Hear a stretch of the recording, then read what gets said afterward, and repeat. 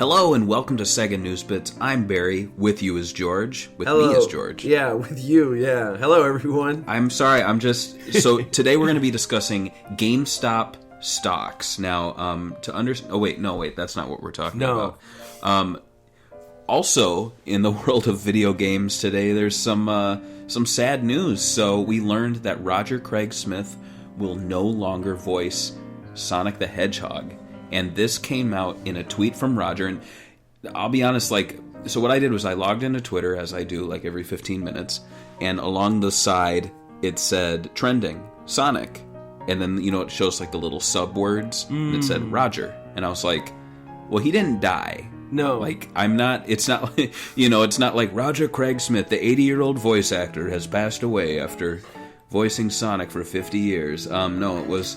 And so I was like, I bet he's gone. And I clicked it, and sure enough, he tweeted out, "Welp, 10 years was an amazing run. Onward to new zones. Much love to the fans who've been so kind. It's been an honor." And people were picking up on this thinking, oh, he's insinuating that he's leaving. No, very clearly this is, I am no longer voicing the character. Yeah.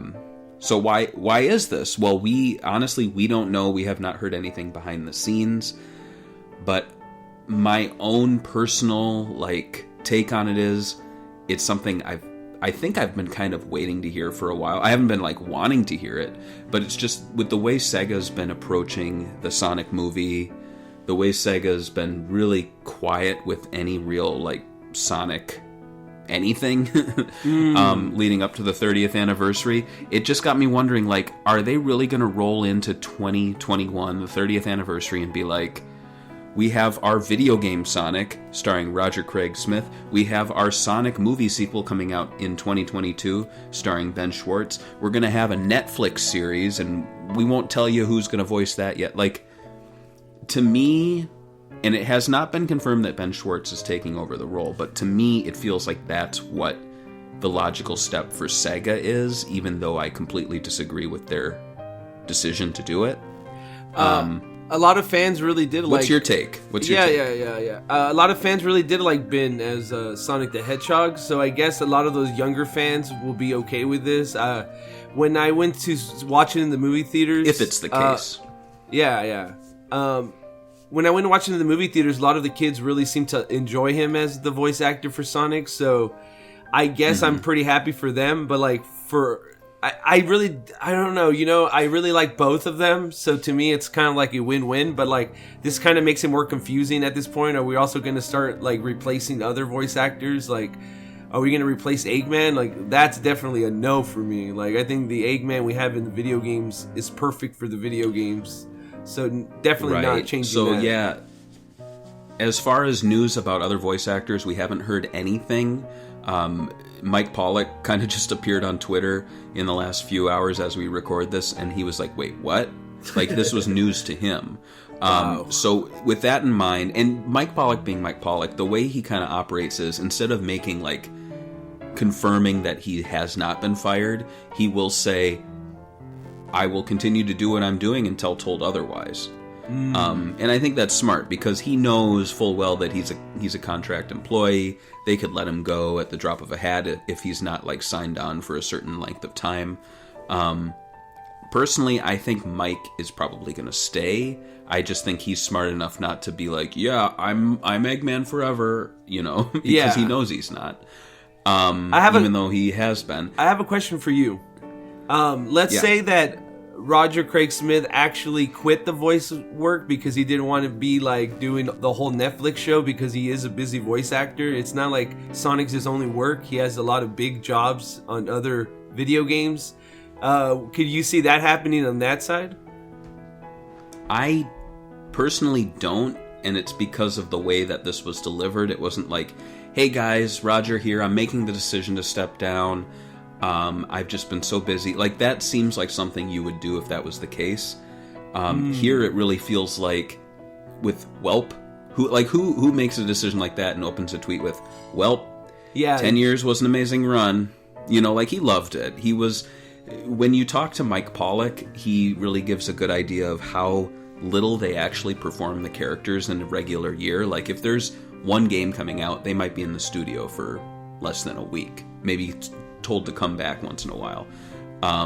When there's like a little Twitter takeover, they might work for a day. But honestly, like on a 365-day calendar, Roger, Mike, any of those guys are really not playing these characters all that much. I think when Sonic Boom came out, that's when they really felt connected to the series, because as much as, a lot of us didn't like the games, the TV show was them working for 2 full seasons on a TV show together, working off of each other, having actual stories and scripts to work from, not just cutscenes.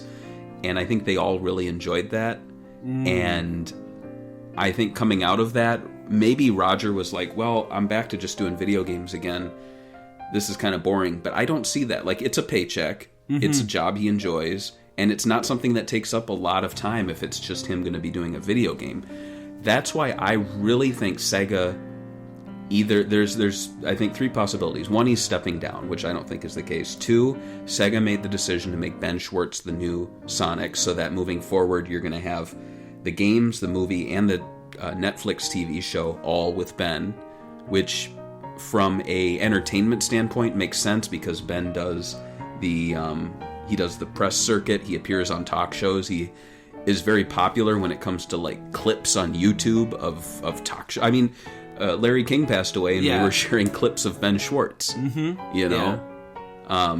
So I think SEGA as a company, I think Azuka, Sonic Team, they all really like that, and they want to continue it. And it's been something they've wanted for a while, because when SEGA closed down their offices where they were and moved in with Atlas, the Sonic brand remained in a different place in Burbank, California, which is 20 minutes from Paramount, from Netflix. Like, they very, very clearly wanted to make Sonic a, like, Hollywood brand, like TVs and movie shows, and so Roger's fantastic at the video game voice work, but I think they just were like, Ben Schwartz is more marketable, which is a shame, because as great as, as big as the movie was, the Sonic movie, I would argue Roger Craig Smith did an even greater role in terms of like movie history, as playing Sonic twice in 2 Disney animated feature films, the Wreck-It Ralph movies. Like, those sit among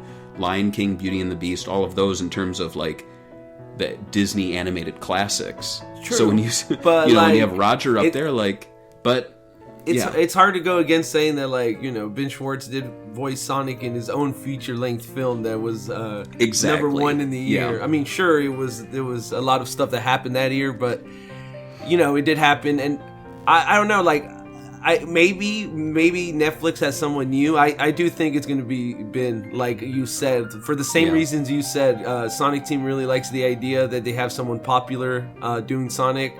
And it would make sense, especially now that he has less work with DuckTales being canceled and stuff. Yeah, so that's true. He has a lot of time to record Sonic for the Netflix, the video games, and hopefully the second movie, if it happens, right? Absolutely. So, so before we close up, I just thought it'd be nice of us to maybe stop talking about Ben and start talking about Roger a little more. So what is your favorite, like, moment with Roger, either in person, in interviews, as a voice? Well, I mean, obviously... Do you have anything coming to mind? Of course, I'm going to plug in the podcast we did with him on the Swinging Report show, which he was really doing it to promote the Batman game, but like, he was so nice that he actually went on the whole podcast and talked about, and like answered all our questions about all his voice work, even though we asked some really nerdy stuff. You guys should definitely check that out.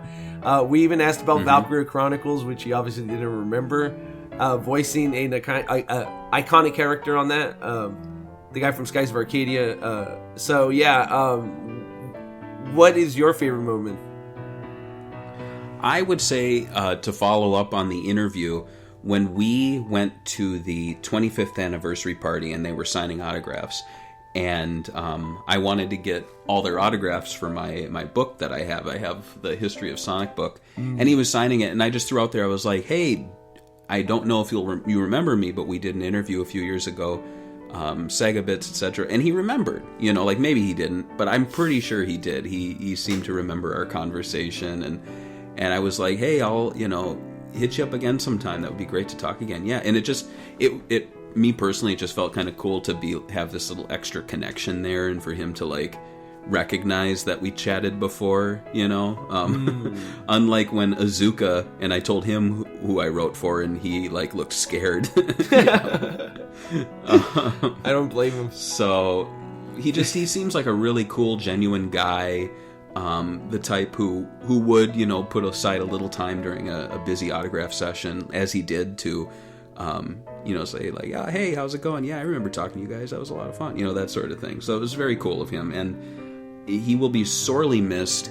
I guess it's just a real shame that he is not going to be a part of the 30th anniversary, and that because of the whole pandemic, we really haven't had any time for him to like do more fan interaction. I mean, you know, like the dude's last year as Sonic, and he hardly did any Sonic work, and he didn't get to do any conventions, which is a real shame. But I hope he remains in the fan orbit. I hope he still does shows and still does interviews. I'd love to, I think once the dust settles, maybe in a year, touch base with him again. Once all the drama's gone, I think it would be fun to interview him if he would be willing. So, yeah, what do you guys think in the comments below? What do you think about Roger leaving? Why do you think he's being replaced? And share your favorite memories. And I'm seeing on Twitter that people are really trying to get like like him to trend or Sonic to trend. Just, you know, talk about him. You know, share your thoughts on Twitter. You don't need to use hashtags and stuff. It's fine. Do what you want. Bye. Bye.